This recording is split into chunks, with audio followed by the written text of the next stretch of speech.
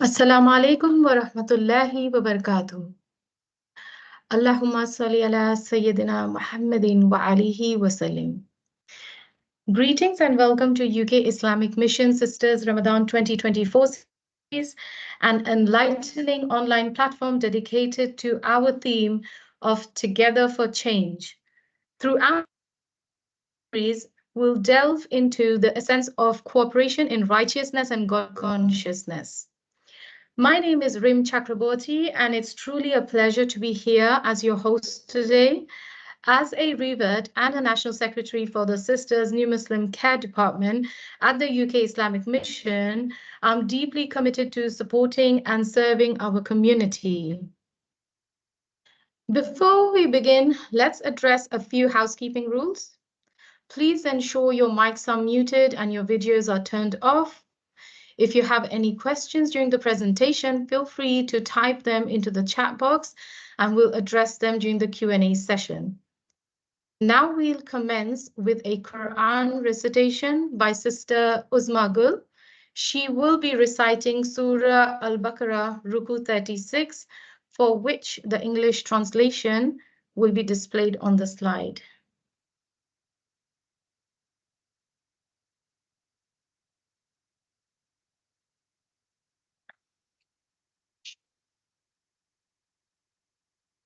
بسم الله الرحمن الرحيم مثل الذين ينفقون أموالهم في سبيل الله كمثل حبة أنبتت 7 سنابل في كل سنبلة 100 حبة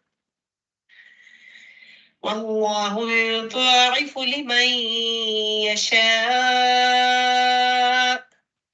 والله واسع عليم الذين ينفقون أموالهم في سبيل الله ثم لا يتبعون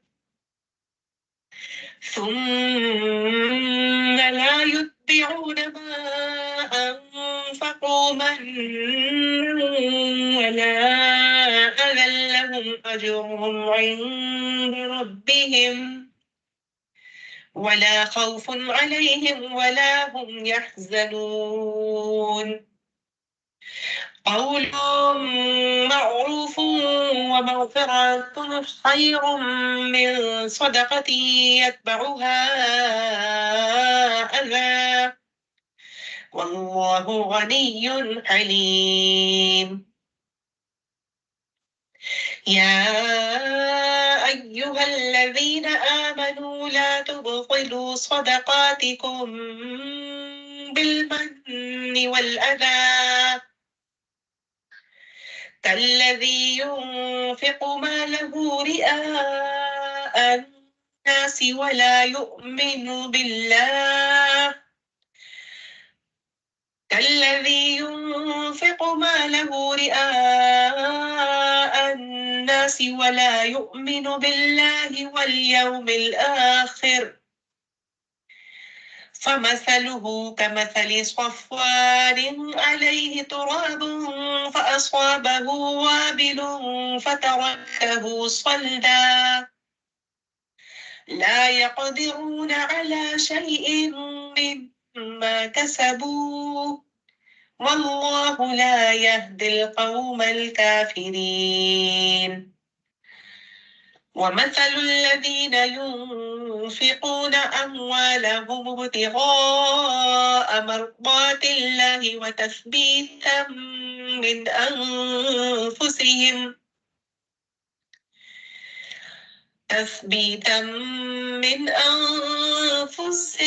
كمثل جنة بربوة أصابها وابل فآتت أكلها ضعفين فإن لم يصبها وابل فطل والله بما تعملون بصير أيود أحدكم أن تكون له جنة من نخيل وأعناب تجري من تحتها الأنهار له فيها من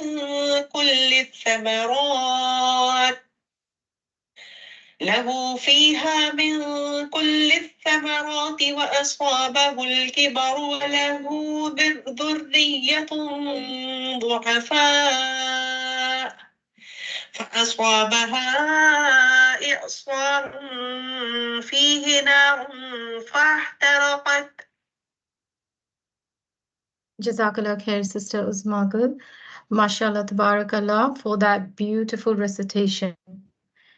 Inshallah, let us begin. رب اشرح لي صدري ويسر لي أمري واحلل عقدة من لساني يفقه قولي. Prior to commencing today's program, I'd like to present an overview of the central theme for this year's UK Islamic Mission Ramadan. Our emphasis lies on وَكُنْتُمْ أَمْوَاتًا فَأَحْيَاكُمْ, and you were lifeless, and He gave you life. This verse encapsulates a profound concept within Islamic spirituality, emphasizing the gratitude owed to Allah subhanahu wa ta'ala for the gift of life and the acknowledgement of His power as the Creator. It reminds believers of their humble beginning and their ultimate return to Allah subhanahu wa ta'ala, highlighting the cycle of life, death, and resurrection. Our sessions are dedicated to delving into the wisdom shared by respected speaker as we journey towards untangling the pathway to transformation. Please allow me to introduce today's speaker, Brother Ibrahim Khan. Brother Ibrahim Khan is a published author and Islamic finance and investment specialist. He is currently the CEO of Islamic Finance Guru and its sister investment company, Curate Capital. He holds a bachelor's in philosophy, politics, economics from the University of Oxford, an Alimia degree from the Al Salam Institute, and an MA in Islamic finance. Prior to setting up Islamic Finance Guru, Brother Ibrahim was a corporate lawyer. He trained at Ashurst LLP and then specialized in private equity and venture capital funds at Devos and Plimpton LLP. He holds a diploma in investment advice and financial planning and certificate in investment management. MashaAllah, a very accomplished brother.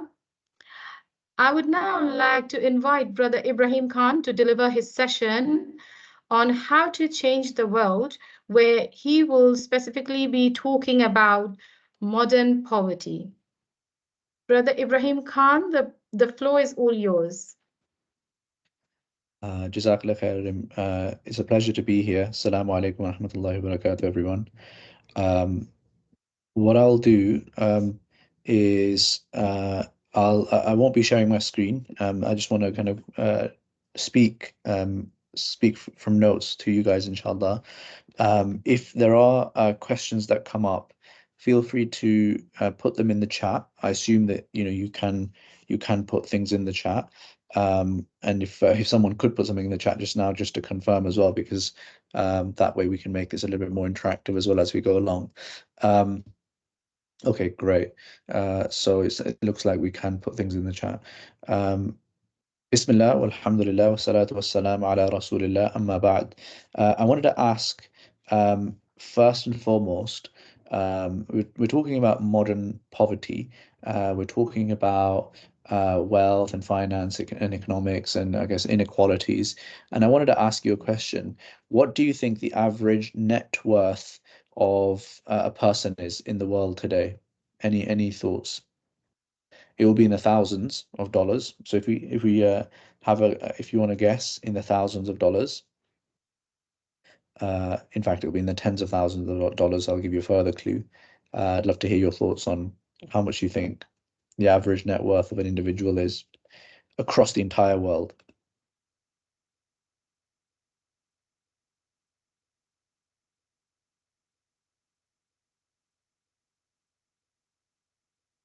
me see how optimistic people are or not. So I'm looking for 100,000, says Dr. Arif Khan. $100. That's a big gulf. It's more than 100, it's less than 100,000. So the answer is $80,000. So the average net worth of an individual in the world is about $80,000. Now my question to you is, what's the average net worth of a Muslim across the world? Do you have any sense of that? The average net worth of an ordinary person, Muslim or non-Muslim, is 80,000. What's the average of the Muslim community specifically across the world? So Tanya is saying 50,000. 50,000. Any other thoughts? 50,000. All right. So a lot of people said 50. So it's actually closer to 16,000. So there's a 5 times less net worth for the average Muslim across the world. And that kind of makes sense because you're looking at Muslim countries. And actually, you know what? I will let me just I wanted to share a couple of things with you just to give you a real kind of sense of this as well. I share my screen. So hopefully you guys can see this diagram. So this diagram is a diagram of the total wealth by country in 2019. And as you can see, the vast bulk of these countries in the middle, which is where most of the wealth is, are not Muslim. And where the Muslim countries start coming in a little bit are places like Indonesia, but even that pales in comparison to India. And then you've got Malaysia, which is a tiny country. Saudi Arabia is only a little bit more even than Israel. The UAE is much smaller. And then you've got Iran. So there's, across the world, the real big pools of capital, as you can see, are France, Switzerland, Germany, Italy, Spain, India, Japan, China, South Korea, United States, Canada. That's basically it. If you focus on those countries, you've hit most of the net worth across the world, which is sometimes quite surprising to people. So why am I talking about this? The reason why I'm talking about this is because as a community, we are unfortunately looking just at the hard numbers, a lot less well off than the average person. And that is something that we need to make sure that we are changing, and we are changing for very, very good reason. So I'll give you another statistic. So in the UK, the Asian ethnic group have just 4% of the pension savings of their white peers. So the average pension saving of someone who's white is 44,500, and the average pension saving of someone who's Asian is 1,800. So this is a huge difference, right? It's a massive difference between the two. And when we look at, and again, I'll share my screen to show you this. When we look at the statistics on, how wealth is made up across the different decile groups across the country, you see that the various different decile groups, as you go higher and higher, you find that their pension and their house are the two biggest components of what makes up the net worth of an individual. And so you can see automatically that there is a big gap that we're facing into. And the reason why this is important is because of multiple reasons, but the really obvious one that is in the forefront of all of our minds is what's happening in Gaza right now. Because the less money and the less economic clout that you have in the world, the less you are able to influence when it comes to things like the Gaza conflict that's going on right now. And if we look at what influence has been wielded by having wealth in this Gaza conflict, we look at how the Zionist lobby have literally been spending hundreds of millions in backing candidates that are going to be supportive of them. They were offering $25 million to a candidate to run against the sole Palestinian in the American Congress. And she was Rashida Tlaib is the only Palestinian in, as my understanding, in the Congress, the U.S. Congress, and as a result of that, they were willing to put in 25 million. And in the UK, obviously the numbers are much smaller, but in the UK, the major donor of the Labour Party right now is someone who's a ardent Zionist and has put in over $5 million or £5 million into the Labour Party. You look across the board when it comes to donations and you know the Zionist lobby has vociferously gone after the leadership of some of the top universities across America, Harvard, Yale, and I believe one other university as well, Berkeley. They've actually managed to get rid of the leadership or get them to resign or apologize or backtrack on the basis of the significant amount of donations and funding that they provide to those countries. And then it manifests itself in other ways as well. So on the one hand, you've got the Community Security Trust or the Board of Deputies, who are the key bodies in the UK that represent the Jewish community, which is largely still pro-Israel and supportive of the Zionist endeavor. And these guys have budgets in the tens of millions. I mean, the UK government has pledged over 20 million to the Community Security Trust in the last few months.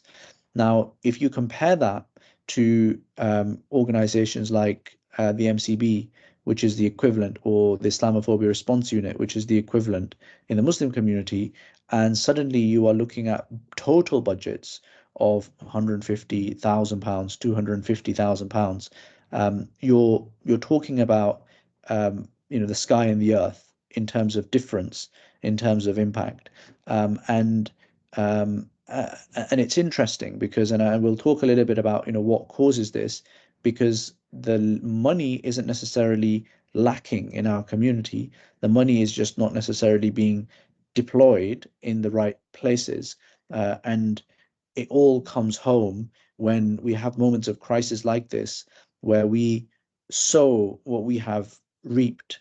Sorry, we reap what we have sowed, and what we have sowed are very unstable and uncertain foundations, not very strategically. So that's the first thing.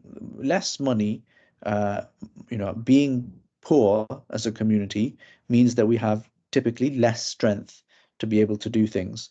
The second thing is that we have less ability to do good, because if you think about if I ask you to put your AI lens on, or kind of computer vision X-ray lens on, and you just look at the world around you and you see all of the crisscrossing economic relationships that are across the world. So in front of you, you might have a table, a chair, you might have a wall, a house, you might be able to see outside, you might be able to see a screen. These are all physical objects, but they have an economic value attached to them. And then your relationship with other people, even the marriage relationship in Islam is actually at heart a contract, right? The marriage, the nikah contract. So these are all interlinking, crisscrossing economic relationships, at least in part. And so when we understand it from that perspective, we understand that this money is effectively the lubricant that makes the world go around and makes these relationships function. And And therefore, what is the thing of value that we can look towards, that would make money flow in a particular direction. And the thing of value is just doing good to other people, right? The thing of value is solving real problems for people. So, we complain about how sometimes we complain about how far the West has gone and how, successful America is, and this and that and the other. But the reason why America, and particularly Silicon Valley and the technology companies are so successful is because they have solved a very real problem for us. And they have unlocked things that were hitherto not possible without that kind of technology and that kind of problem solving, that they have built in. Like, this kind of conversation that we are having would not have been possible, let's say, even potentially about 15 years ago. It would have been pretty hard to think about what the world would have looked like then. 20 years ago, we barely had things like Google and Amazon, and Zoom was non-existent, and Microsoft was around, but it was a completely different form. So the world has progressed enormously over the last few decades, and we have been the net recipients and beneficiaries of that. Um, and so if you now take a step back, if someone comes and solves a problem for you, you will pay them money for that. And the harder the problem, the rarer the person's skill set, the more they will be paid. So someone who is, for example, a very highly skilled surgeon will get paid much more than someone who is, for example, I don't know, a pharmacist, because the entry criteria to be a very skilled surgeon might be 15, 20 years, whereas the entry criteria to be a pharmacist is obviously much lower. And the same goes with all economic transactions. So if we are solving difficult problems that really add value to people, they will pay us more for that. Now, if you build on top of that and you think about it at a country level, what you realize is that America, China, Japan, the countries that I mentioned, as a whole, they are solving usually far more problems than we are, as a Muslim community and from the Muslim countries. And there are other reasons for that, but that's why what ends up happening is you have a net transfer of money going to those highly skilled surgeons or highly skilled technology people sat in either the USA or Europe, and that's where the money is being spent. And uh, and then the money ultimately obviously grows in those countries. So there's a net migration of money that is happening. So why do we care about all this, right? So we want to help the Muslim community get back to a much more level playing field. We want them to be rising out of poverty. And we want this to happen because, as I said, first and foremost, we want to be stronger. Second is we want to have the ability to, really solve problems and to make ourselves indispensable and go back to, there have been eras in our history where the West would come to Muslim centers of learning because that was where the most difficult problems and the most cutting edge knowledge was found at the time. So we want to go back to that. And then finally, the reason why we care about this is because kasbul halali faridatun ala kulli Muslim, that earning halal wealth is a farida on everyone, every Muslim, and a Muslim al-qawiyyu khayrun wa habbu ilallahi min al-mu'min al-da'if, that a Muslim who is strong in all senses of the word is better and more beloved to Allah subhanahu wa ta'ala than someone who is weaker. And we know that on the day of judgment, we will not be able to move from our spot until we are questioned about five things. And of those five things is our wealth and how we earned it, and then also how we spent it. So talking about this entire topic is really, really crucial. And I wanted to frame it slightly differently because I appreciate, with a topic like with a title of modern poverty, you might think that, I'm going to spend a lot of time talking about, the modern issues we have with poverty and how we can solve that from a charitable perspective. But I'm actually approaching it from one level above that, which is rather than trying to, trying to tackle the fire, rather than firefighting, we try and deal with the source of the fire. We deal with the actual oven that is still on and is still, spitting out the fire. And that is, what I wanted to talk about.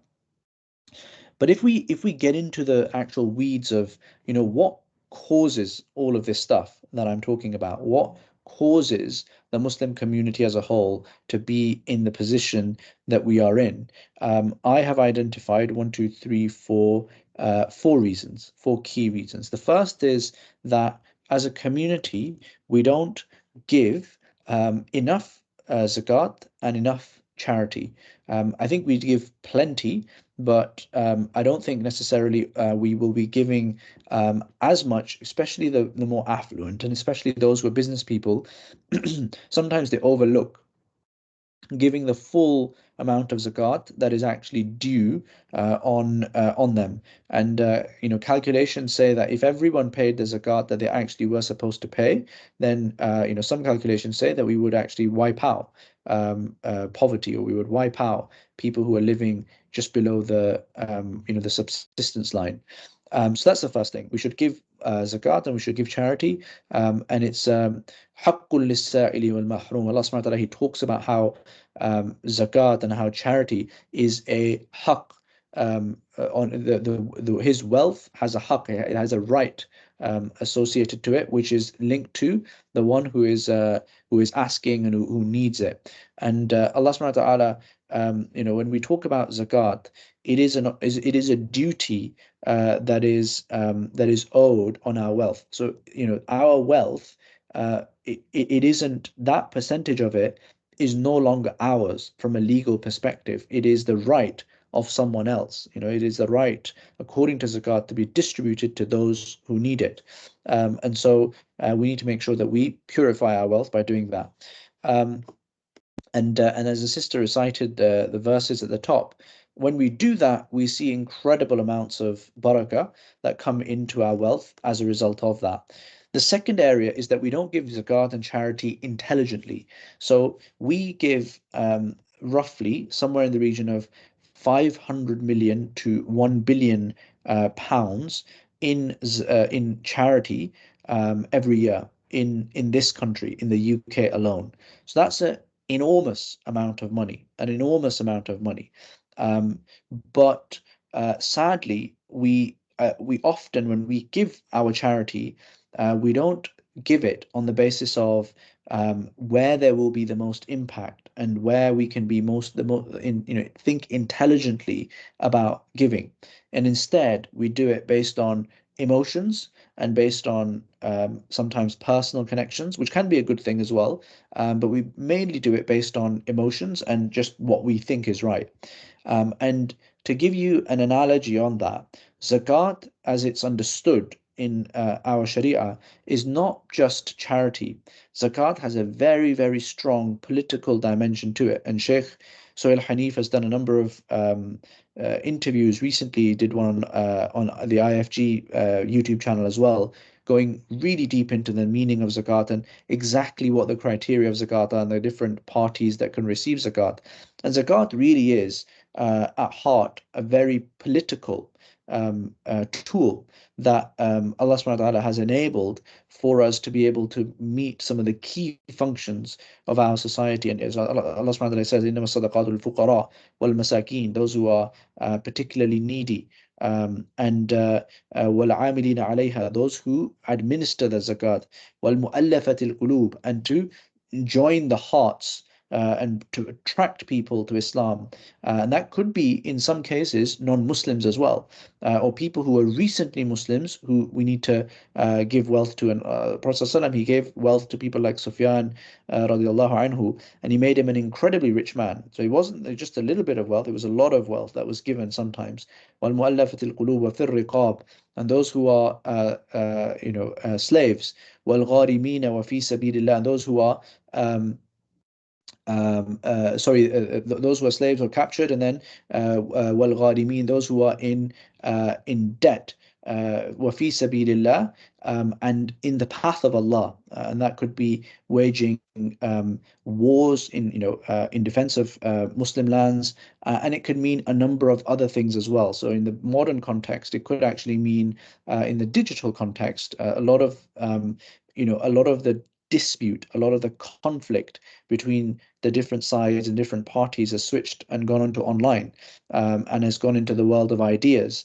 And zakat and Islam doesn't necessarily become irrelevant. And so fi sabilillah, and then wabn sabil, and then for the wayfarer, the traveler.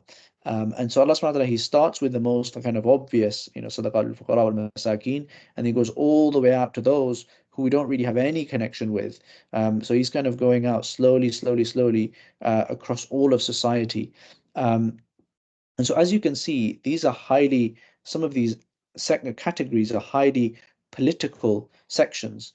And so, when we as individuals, so that if we now think about it in the historic times, zakat would come into the Baytul Mal and then it would be distributed. Now, if the Baytul Mal was governed by someone who basically said, look, I've woken up this morning, I switched on my TV, oh, there's a live appeal going on. I've got, £1 billion. Let me spend 200 million on this appeal. It's moved my heart. I don't really worry about what else I could be putting this money into. I'm going to donate 200 million pounds here. And then I've been invited to a fundraising dinner, and yeah, I want to give another 100 million here. And then someone has phoned me from back home, and I want to give them some money as well, so maybe 50 million there. And that's how they go. And then I go online on Facebook and I see an ad. Okay, that makes sense. I'll give another 100 million there. And the reality is that is actually how we give our donations, because there is no central Baitul Mal. So that 100 billion, that 1 billion pounds that we are giving in charity every single year is being distributed by us as individuals with that level of sophistication. Like if we heard that the head of the Baitul Mal is going ahead and making a massive donations of £1 billion, and he's doing it on the basis of just whims and on the basis of what presents itself in front of him without any kind of broader strategy or thought process around what is important and what really matters here, we would be up in arms. We would be very upset and we would say, this is crazy. But the reality is that is actually what happens. That's how we give our wealth right now. And so, I mean, we've been doing a number of projects over the last few Ramadans through IFG. And this year we're doing a Zakat Impact Fund. So we're giving Zakat to specific high impact areas that we think are otherwise overlooked. And so we're trying to encourage a little bit more thoughtful Zakat giving. And obviously, we encourage that for everyone. And uh, and so the way that we give our zakat, unfortunately, is one of the things that causes some of these issues. And I guess to just conscious of the time, to make like a very specific point, if we just kept aside 50 million of that 1 billion pounds, 50 million across the UK, right? Just donated 50 million in the UK. That alone has the potential to completely transform the dynamics of our community today in the UK. And if we completely transform the dynamics of our community today here in the UK, that in turn unlocks the actual major donors, right, which is the government and other larger NGOs, through whom we could lobby and actually unlock a huge amount more in giving.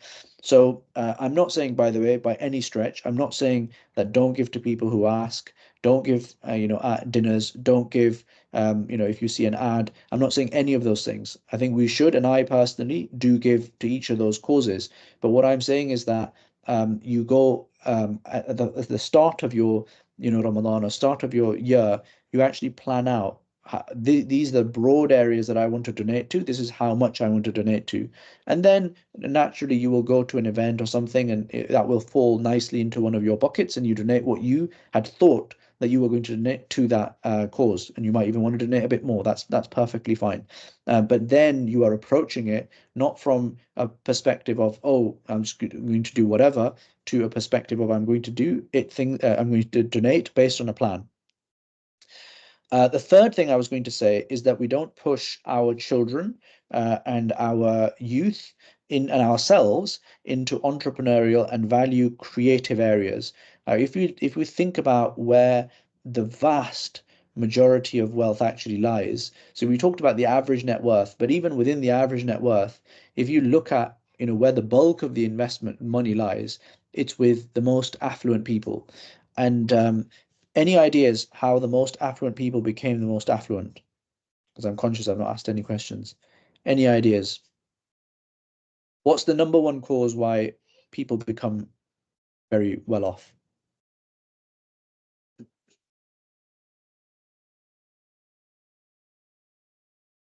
So by giving, yeah, to some extent.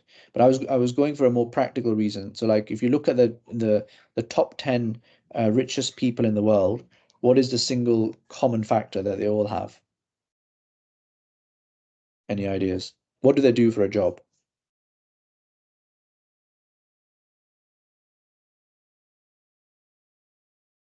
Yeah. So Natasha's saying work for yourself, Rubina saying business. Exactly. Exactly. So if you look down that list, um, the major sources of wealth only come from entrepreneurship.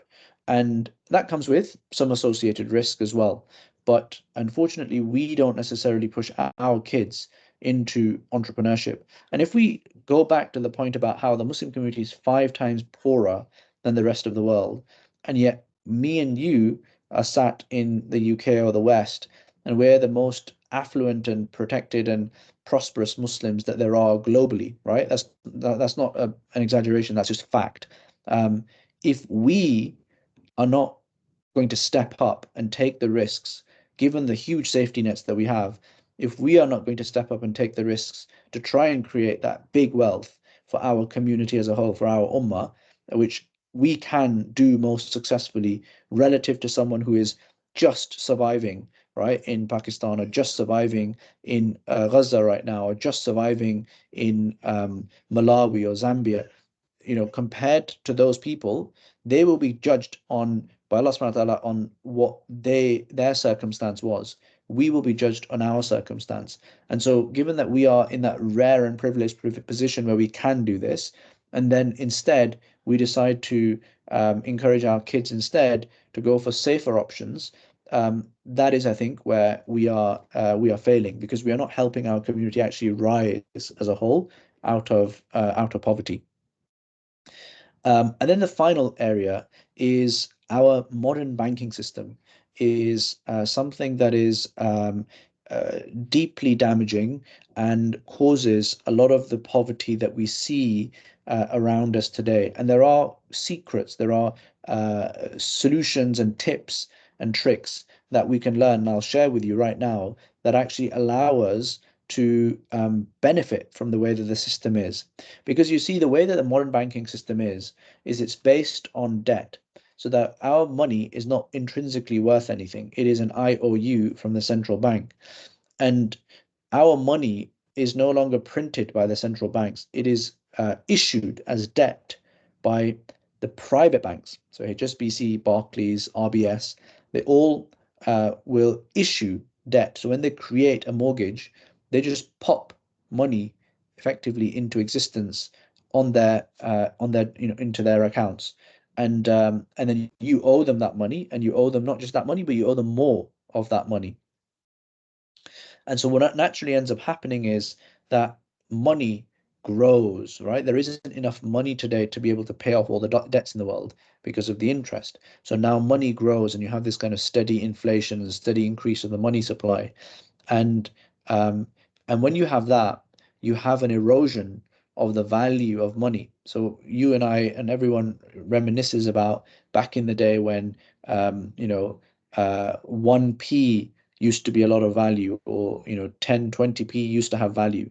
And the same with the Pakistani currencies, that you could things were really cheap back then, but now because of inflation they become a lot more expensive. And and that's because of the system and the way that the system is.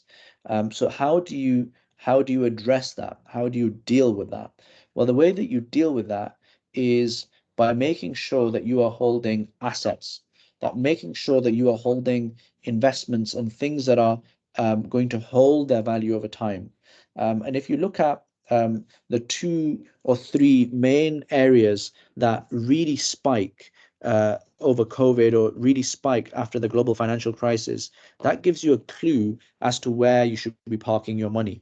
Because what happened was at the global financial crisis or after COVID, the government printed a huge amount of money. And then that money ended up in the banking system.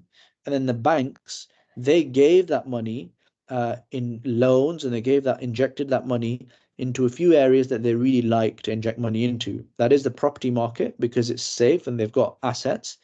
That is the stock market because there's companies, real companies associated with it.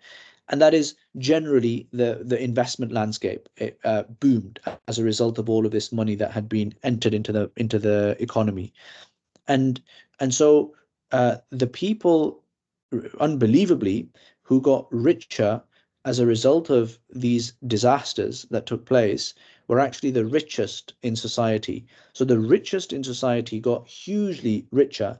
And the reason why they got richer was because they held assets.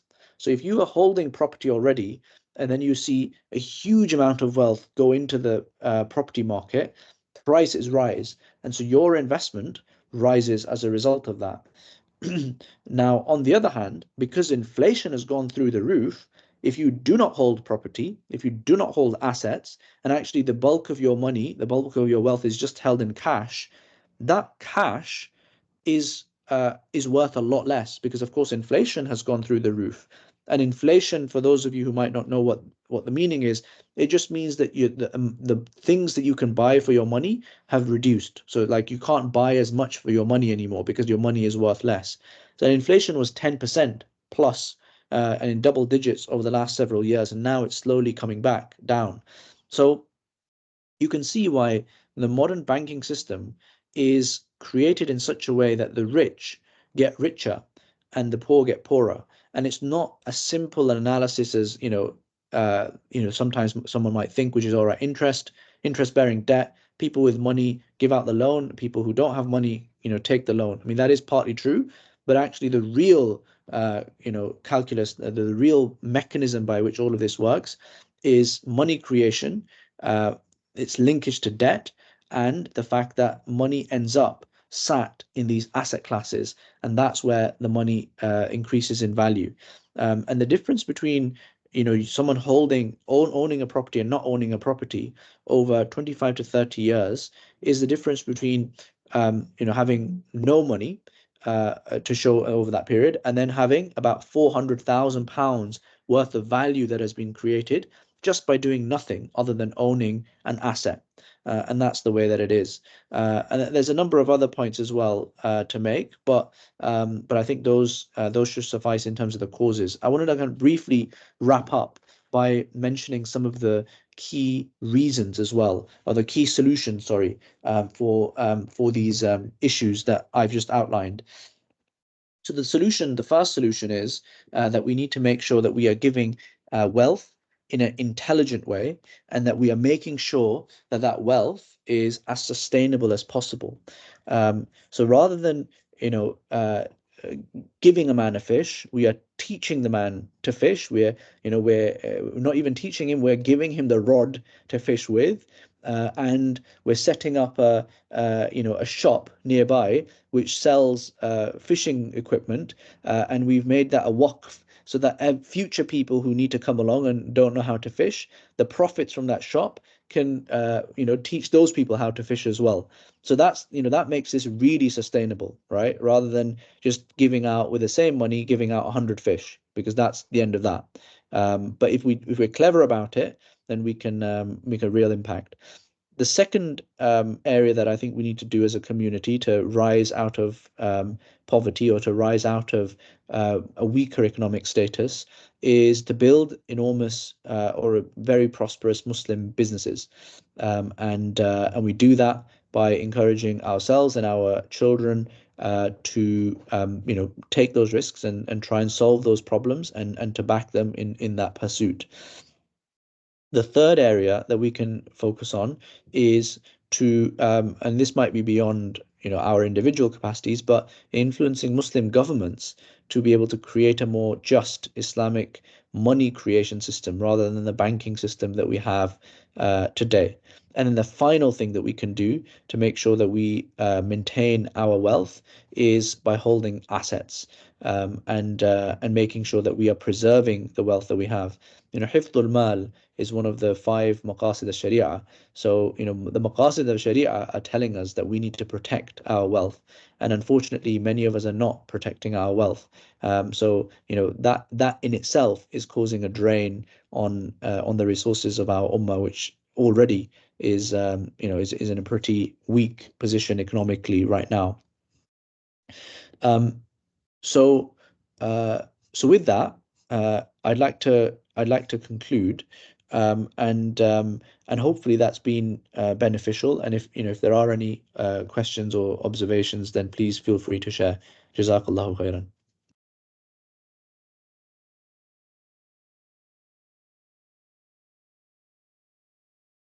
Assalamu alaikum. Okay, dear sisters, if you have any questions, then feel free to ask them now. You can type your questions in the chat box.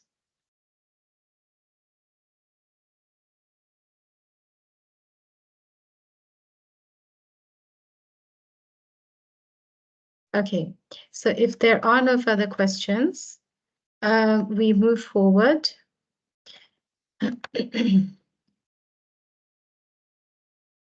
Okay, Jazakallah khair, Brother Ibrahim, for facilitating such a brilliant and insightful session. It was extremely thought-provoking and has enriched our discussion. Jazakallah khair for your valuable input. I'm confident that our dear audience can derive plenty of lessons from today's session. May these sessions be extremely beneficial. Ameen ya Rabbal Alameen. Okay, I see there are a few questions popping up now. Okay, the first question is from Dr. Arifa Khan. How do we teach our children business? And then we've got another question. What advice would you give to someone wanting to get on the housing market? So the first question, how do we teach our children business? I think that firstly, business isn't right for everyone. And for some people, it's just not the appropriate thing.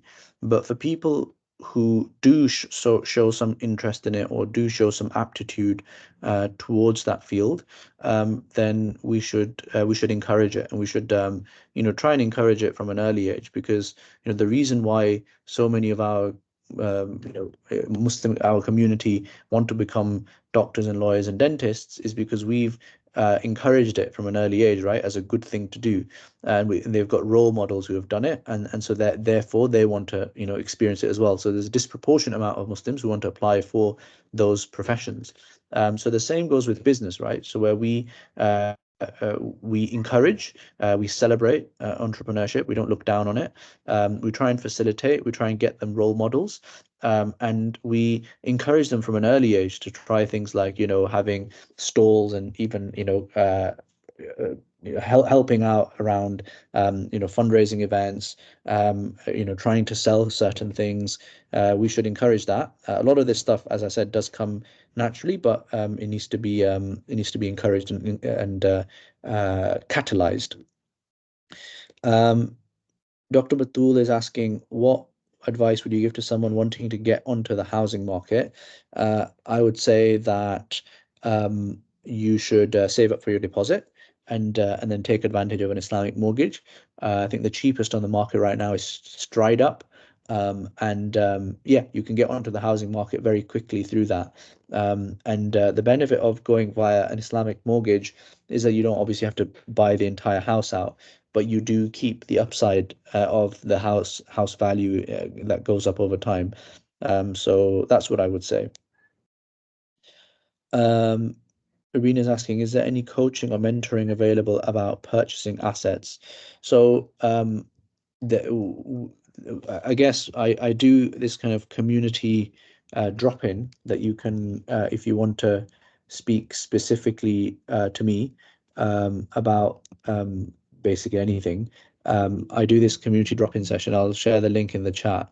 Um, it is quite popular, so it's a 10-minute call, and it gets booked up probably about 2 to 3 months in advance. But I'm happy to chat to you there. And then, of course, you can talk to a financial advisor. You can also consume. So we've got lots of content on our website, on our YouTube channel, and also the book Halal Investing for Beginners. So all of those things will help you understand how to go about purchasing assets, which is just another way of saying making investments.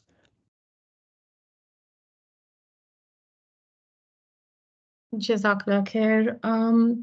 Are there any further questions, sisters? Very interesting a session and interesting questions coming up and good solutions to that. Alhamdulillah.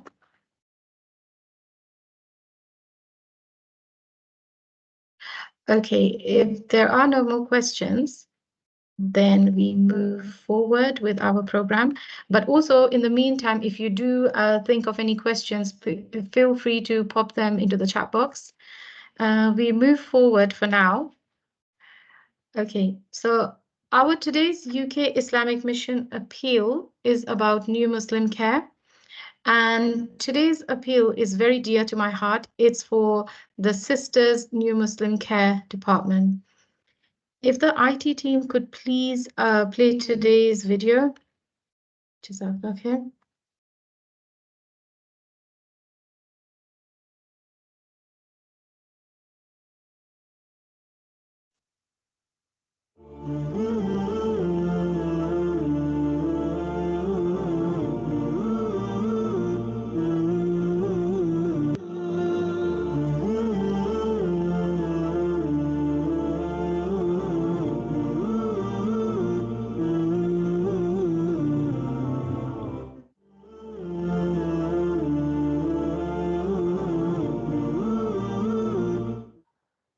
Assalamu alaikum. My name is Asya. When I became a Muslim, my family rejected me and treated me very badly. They disowned me from everything: my family, business, neighbors, and community places where I grew up. It was very hard struggle. It was really hard to understand you don't belong in your own family. The support I had from my family financially was taken away. It was very hard to get a job because they all knew who I was and what I become, a revert. Leaving home was the only option. Supporting myself and living in bedsitter, flats, couch, park benches, and many more made me realize it wasn't easy. So many times you think that's it, I give up, but the Almighty had other plans. It was only after marriage I thought things are getting better, but my in-laws accepted me only because I was so and so's wife, not what I am, a revert. The English British friends I grew up with, treated me differently. Seeing me wear a hijab looked at me differently as if I was a terrorist. My workplaces also looked at me obviously differently in front and behind my back. My friends non-Muslims also started to say I look younger without a hijab, and praying it became an issue to read around their houses or my friends' places. At the moment, it's been over 20 years. As a revert, nothing has changed. Still no family. I have been told I died in a car accident. It is easier to say that than to say my daughter's a revert.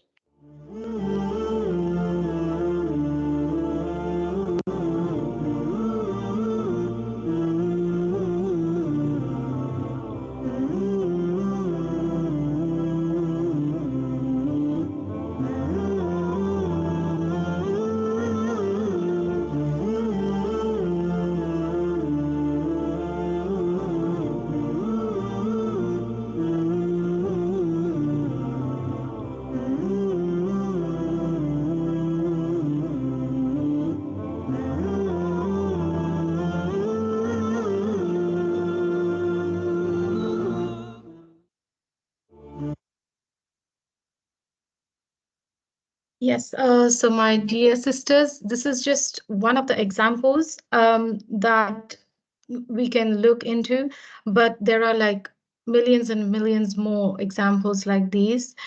But this is just from one of the sisters who comes in our circles, and we kind of, share our journeys with each other.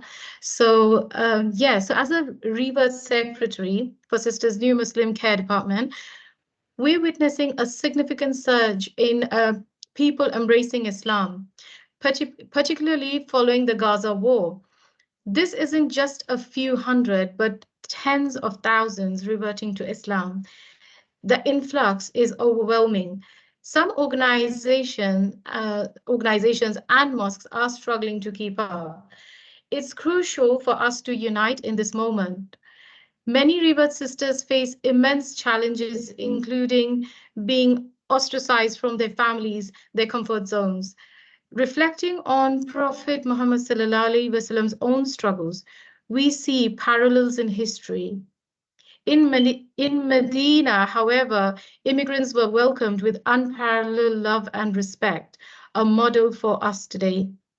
In this age of instant communication, is our duty as Muslims to stand with those suffering worldwide. In, in the hereafter, we'll be questioned about our actions within our immediate community as well. We must prioritize assisting those in need among us, including rebirth sisters facing financial hardships.